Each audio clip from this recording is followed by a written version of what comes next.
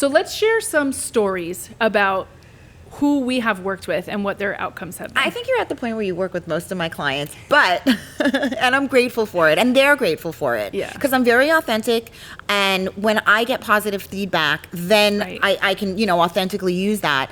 The one that comes to mind that she has, we should share this picture afterwards because it's the most phenomenal picture. She basically had the baby super quickly.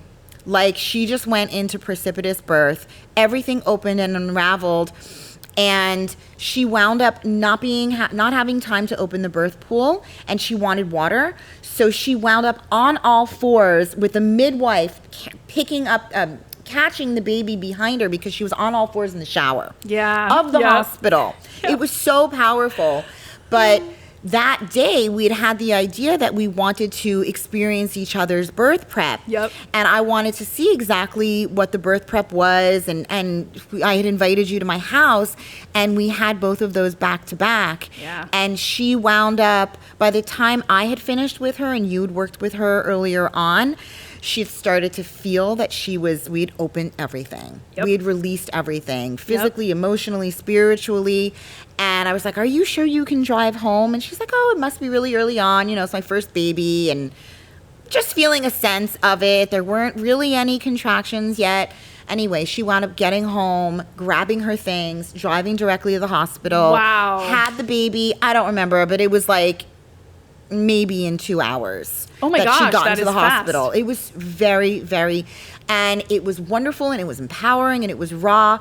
But I love that we tag teamed. Yeah. And it was so complete to her. Right. And I think that that's what's so beautiful about the synchronicity of the way that I do birth prep and the way that you do birth prep is so different. Right. But they come together so beautifully to complete that process for our families. For our mothers. Absolutely. And it's, I tend to, I don't want to say hesitate, but for me, when I share stories of births that happen quickly with no tearing, where the moms are like, look at me go, I freaking did it. I don't know if it's just because what my experiences were, but I feel for the mom who's like, well, I did birth prep or I had a doula and I had these outcomes that I didn't like. Mm-hmm.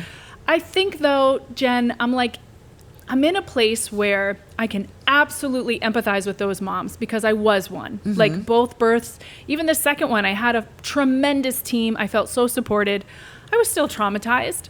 Like it was a tough pushing phase. My baby was in the NICU. Like things happened that I didn't want. Mm-hmm. I do think though that I don't want to hesitate to share the success stories because I'm curious if we continue to tell women we've had 10 births this week with no tearing, with minimal intervention, and she felt empowered afterwards. Yeah. Like if we can continue to share that story, I think it will shift how our moms come to us. Yeah. And less of them are going to be like, please make sure I don't have trauma. Yes, absolutely. And more of them are going to say, partner with me, teach me the things about my body, do the body work, do the spiritual releasing. I'm in it. I'm ready for it. I think we have to reframe it that there's no guarantee. I always say that birth is inherently unpredictable. Yes.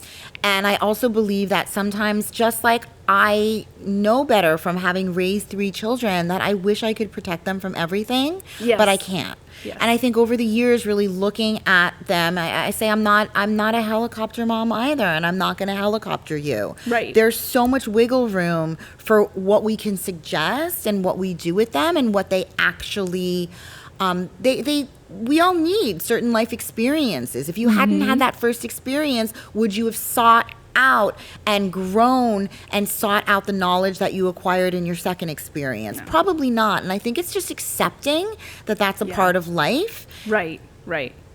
I agree. So like essentially saying that for these women who don't have the outcome that they believe they wanted in their heart of hearts, that experience could be a curriculum for them to evolve to the next phase. So much growth. Yeah. So much growth comes from it.